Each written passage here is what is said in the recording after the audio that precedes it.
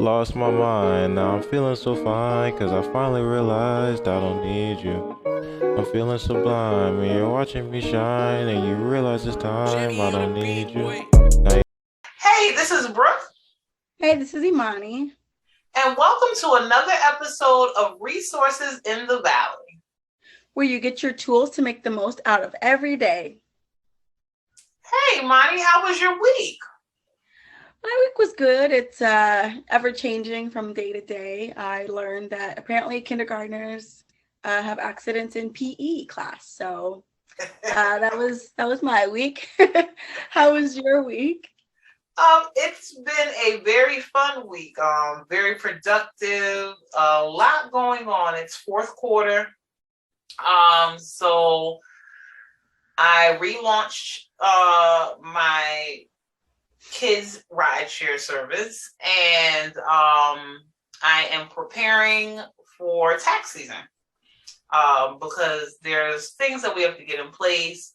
We actually decided to purchase a new system. So getting that in place, and then I'm taking a class for a new business venture that I have that I'm working on as well. So it's been a busy week, but very fruitful and very productive, and it's been fun. It's been fun. So what did we talk about last week? Yes, last week we discussed how even for the most highest paying clients, for example, it's not worth the headache for them to give you the runaround or for you to be doing more work than they actually end up paying for. So, long story short, not all money is good money was our theme.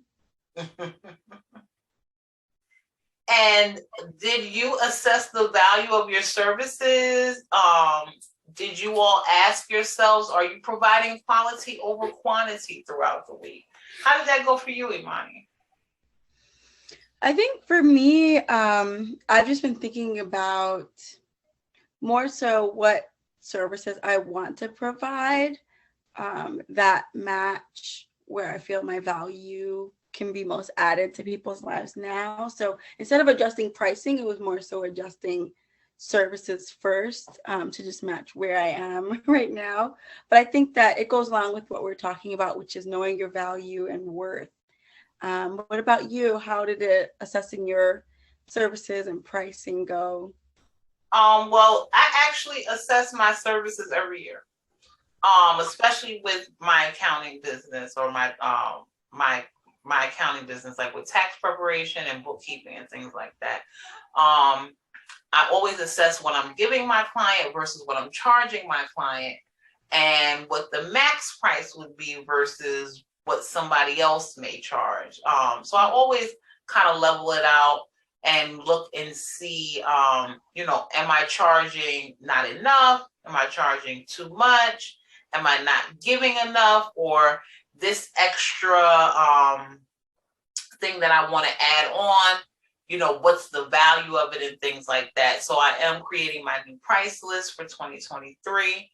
Like I said, we did a new tax program this year. I have not changed tax programs probably in at least 10 years. So we have some new things coming. We have some new services rolling out, to go along with things that we already did. So it was good. And then even with Chauffeur Kids, I had to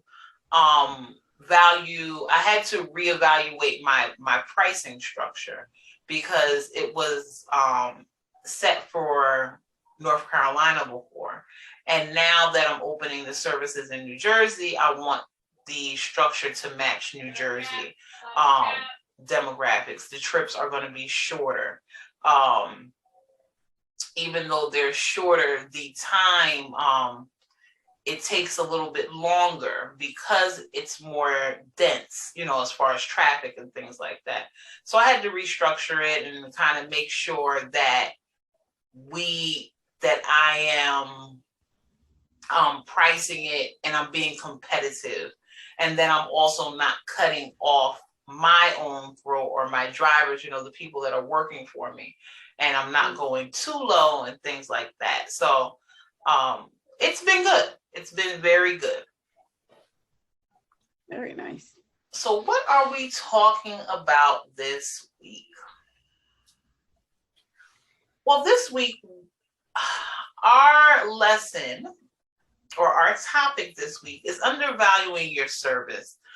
Perception is key.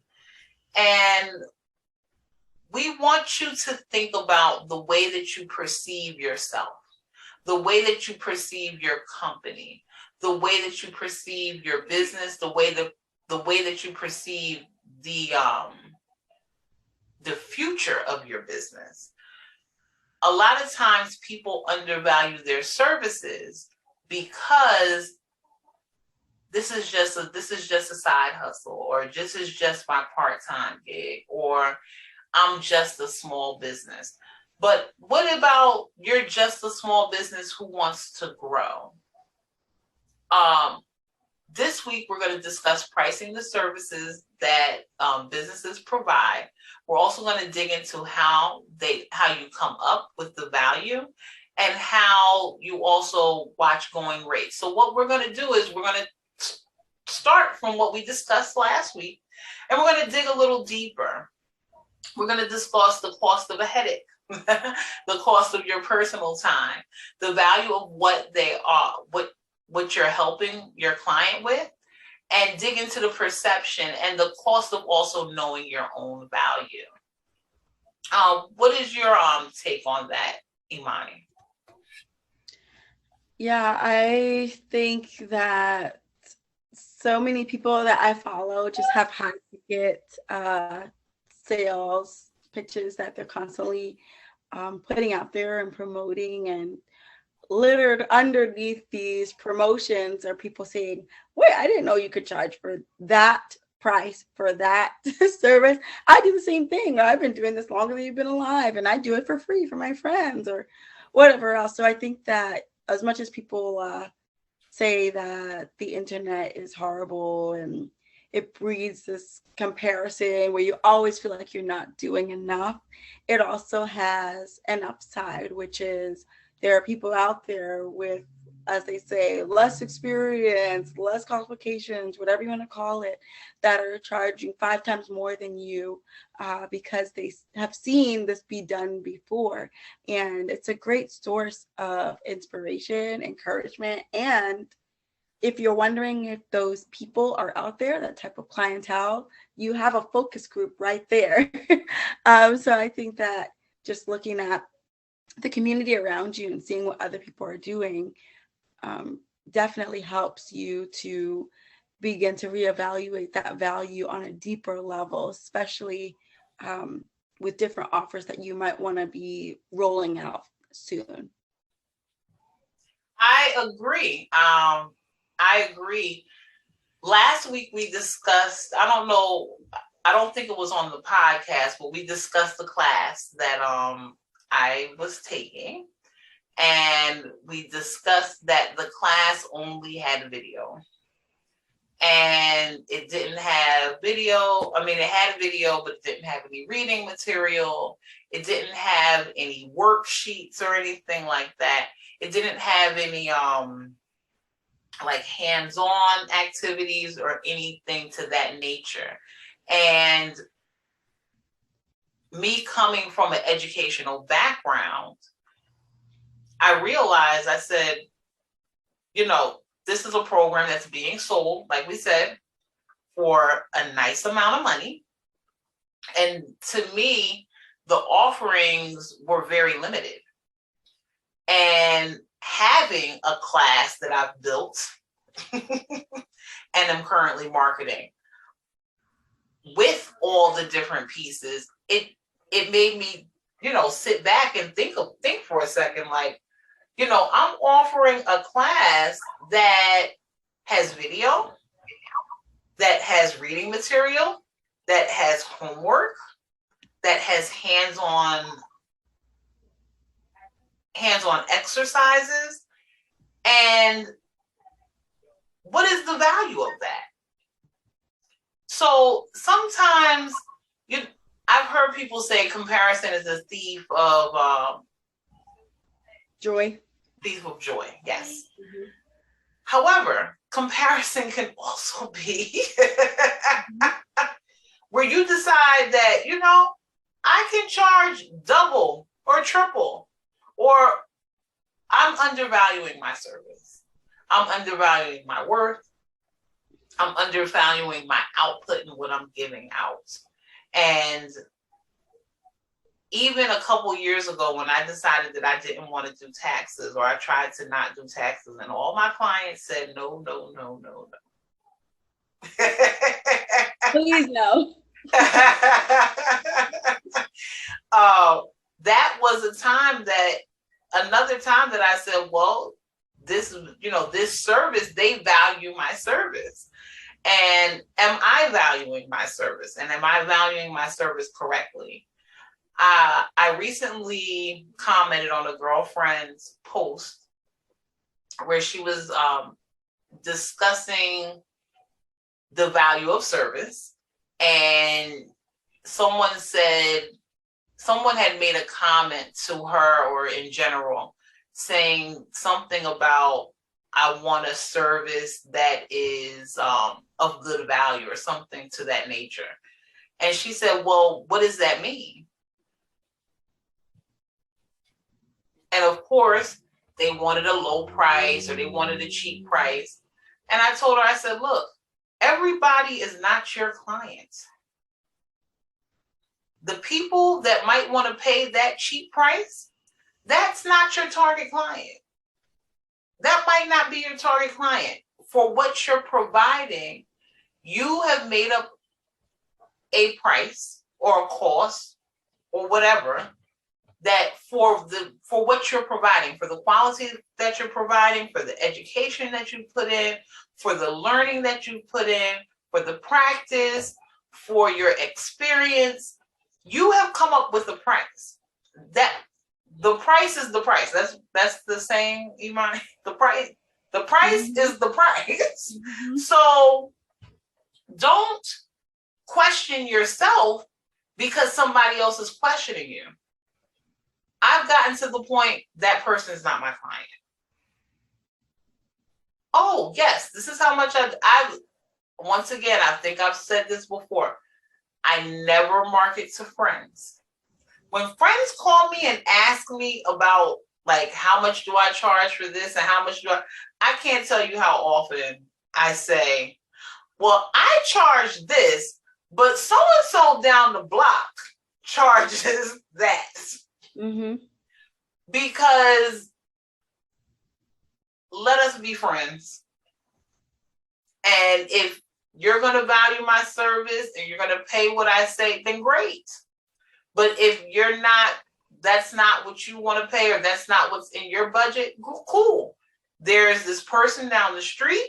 They don't do what I do, but they can do something that fits into your budget. And that's not a bad thing to say. It's not a bad thing to say. It's not a bad thing to do. And you're not being a bad person by saying that. How do you feel about that, Imani? Absolutely. I'll never forget my rates when I first started doing just work with brands, and how I was making a going rate because of a long-standing contract with a couple of companies. And then when I met a new client, I set a rate that was like 5 times or more my normal rate. And they didn't flinch. They said, oh, I sent it. I said, you sent what? Oh my goodness. You just want to kick yourself when you realize that the clientele is there ready. They're not playing games. They're not going to waste your time. Some of the clients that, for me, might pay them the most, they might require the least amount of time. And like Brooke had mentioned in a previous podcast, the ones that want the discount are the ones that, are hard to reach from the beginning. Like, you're just trying to tell them your pricing and you could barely reach them. Those are the people that want to do for months what it takes a week to accomplish. So again, the cost of your value versus the headache of accepting just any old body is something you can't even begin to calculate. So I definitely realized that you're spot on. If you don't value it, other people won't value it, and you'll end up burned out for a fraction of the cost that you deserved to begin with. I agree. I totally agree. You cut yourself off at the end, so it's just not worth it. It's just not worth it. Well, a Resources in the Valley episode would not be a Resources in the Valley episode without Phenomenal Woman of the Week. We love our women. We love the guys too, but we like to highlight our women. And over the last couple of weeks, Sheryl Lee Ralph has been in the headlines. She is our Phenomenal Woman of the Week. What do you remember about Sheryl Lee Ralph, Imani? I actually am one of those strange people that I can't just watch a show or a movie.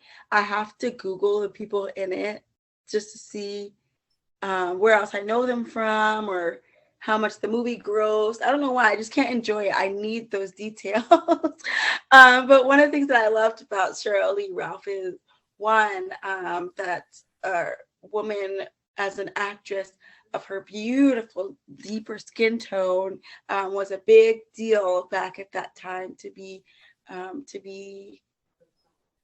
at the level that she was at, like a forefront character, a staple character in just about every episode. So I really love that representation there, including the fact that we'll reference this later, but she had a strong Jamaican accent that came out whenever her character was upset and was putting somebody in their place. The accent just came right out. It became like something that she was known for, which was like, oh wow, okay, we could see all the different colors of some of her culture. Just when Mama Bear came out in those episodes, or when she had to set her on-screen husband straight. So I really enjoyed learning that about her. What about you, Brooke? I think probably the two places that I remember her from, probably the most would be, first of all, Moesha. Mm-hmm. She was the stepmom, Moesha's stepmom, and that was a big show growing up for me. Mm-hmm. And then the role that she played in Sister Act 2, she was Lauryn Hill's mom. Mm-hmm. Those two probably stand out the most. She was known for Dreamgirls, for being one of the original Dreamgirls back in the original Dreamgirls in 1981, the original movie. Mm-hmm.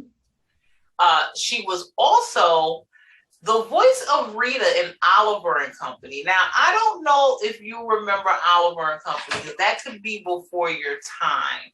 But Oliver and Company was one of my favorite cartoons. And she was the voice of Rita in that cartoon.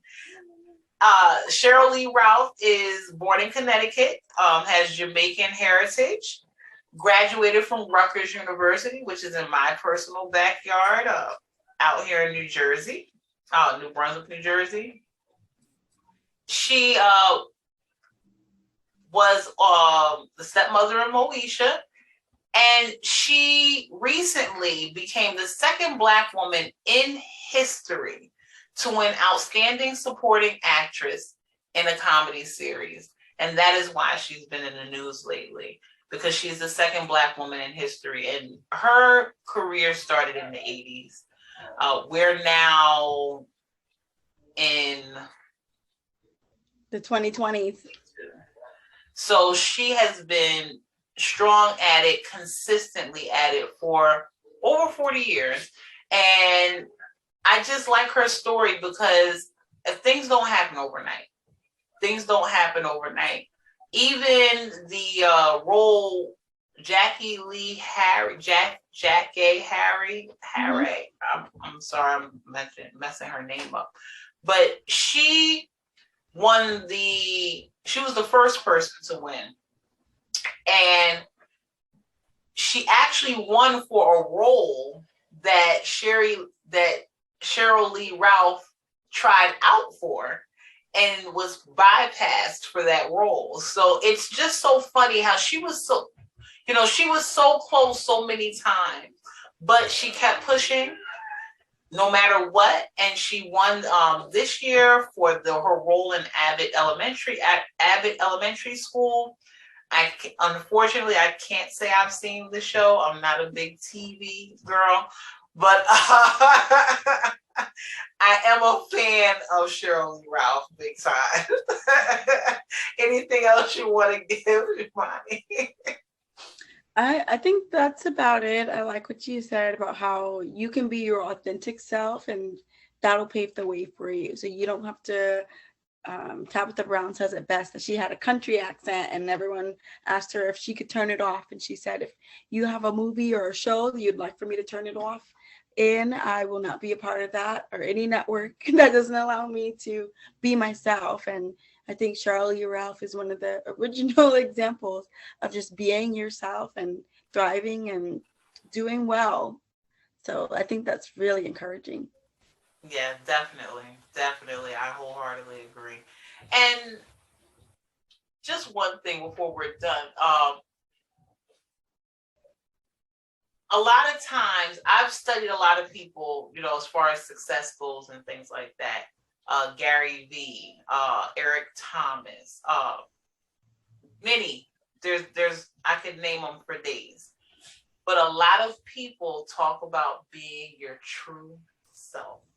When you can be and embrace your true self and be who you are and bring your blessings to the table that you're meant to bring to the table, you're going to find success. You're going to hit those goals. You're going to make your mark on this world. So just remember that. And that's how I'm going to end Sheryl Lee Ralph. All right, so next we're gonna just dive in to our final wrap up around what are your best practices in valuing your service and comparing your products and or services to others that offer something similar. I can start off since you closed out our phenomenal woman. I would just say my best tools in my toolbox have been one, to connect with people in various industries and fields with various levels of experience, to have candid conversations about how their journey in year 2 is different from year 10, and how they follow their industries to gauge their current pricing. It's always helpful to have that wealth of knowledge. But 2, talking to people who are in the same industry as me. So I do editing, they do editing. I do work with social media, they do work with social media. And these days, for some reason, lots of people feel like we're competing. So I can't tell you what I charge or what I make or how I did this, or can't tell you how I made the flyer because you might steal my client. But I think the truth of the matter is there's room for all of us at the table. And I have what you don't have, you have what I don't have. So sharing doesn't rob either one of us of our potential in life or our potential profit. So I've been grateful to have people that I've connected to that are transparent with me so I can properly price as I go along. Anything you'd like to add to that, Brooke? Well, I'm sure I've said this in an episode before. 3. That's my number. My magic number is 3. I always do a comparison to 3 companies. And my 3 companies are usually a huge company, a medium company, and a small company. And then I compare also what I'm offering, what I'm giving, versus what they're giving. A long time ago, I compared myself to one of the big tax preparing companies. And when I saw what they charge,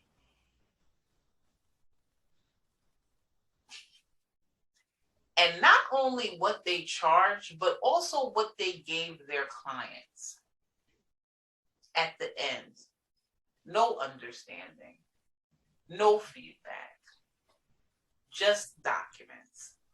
And that's when I had to start questioning myself. Brooke, what are you doing?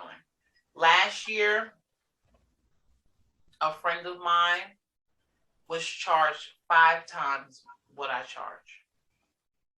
5 times more than what I charge. So, no, I'm not going to increase my price 5 times. Because highway robbery is still highway robbery. Mm-hmm. However, you need to decide where you stand. You need to decide what your purpose is in the business, what your purpose is in everything, what your purpose is in value, what you need to do to meet your salary goal for the end of the year. I do this 9 to 5. So if I want to make a certain amount of money in 12 months, I need to calculate how many times do I need to do this to get to this. Now that doesn't mean, oh, well, I only have 50 clients, so these 50 clients got to make this. No, that's not what that means. What it means is maybe I need to double the clients. Maybe I need to turn my client from 50 to 100. And then I will meet that goal. Or maybe I need to turn half the clients and I need to get them to do the add-on where we'll do a mid-year review. And then that will bring in another stream of income and that will give me more. So you need to decide those things. You also need to decide how much your time is worth. You need to decide how much your extra details that you're giving that other people aren't giving is worth. You need to look at all the moving parts and just don't be scared. Don't be scared to price yourself for what you're worth. Like Imani said earlier, which was great, look at these people on social media. I'm sorry. I've been in business for 20 years. I've been working for a preparer or a self-owned company for 30 years. So when I look at things and I'm like, Brooke, you have between 20 and 30 years of experience. And people are coming out the gate with 2 years of experience, charging. So why can't you? Why can't you? I just want everybody to think about that. Why can't you?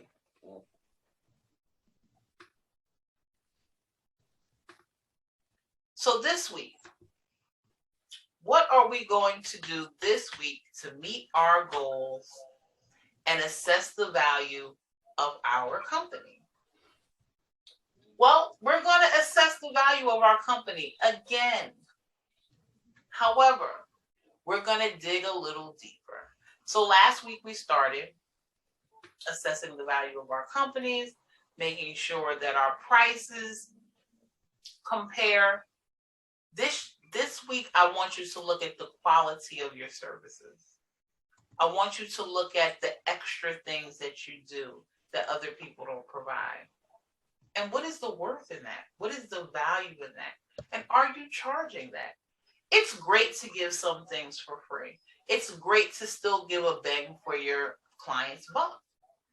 I'm still a person of the people. And I'm still a person who wants to help people. However, we still need to question what we're doing and if we're meeting the value of our service. Imani, do you want to give any feedback? Absolutely. I think it's also important to just put action steps toward that. So, by Friday or preferably by Wednesday, I love how you used to talk about midweek check-ins. But by Wednesday, what would it look like to do my first assessment? By Friday, what's the action step that I need to take to actualize that assessment? Am I going to announce that? Am I going to email that? Am I going to, schedule some powwows with some people to gauge pricing? But just taking at least 2 action steps this week, I think would be helpful for all of us to not just talk about it, but implement it. And I just want to say one more thing before we wrap up.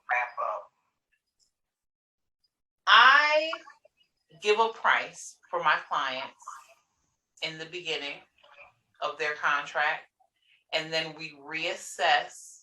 We do an assessment in 6 months, and then we reassess every year. That might be something that you may want to practice depending on what your service is. You're not wrong for reassessing what you're giving every year and to make sure that your price matches your quality. So everybody, we want you all to assess your charge for your services this week. And Imani, you want to take us out?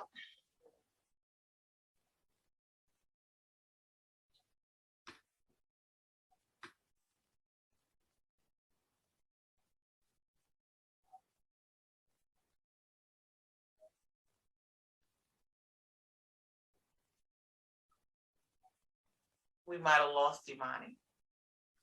Well, we're going to wish all of you beautiful angels a blessed and productive week.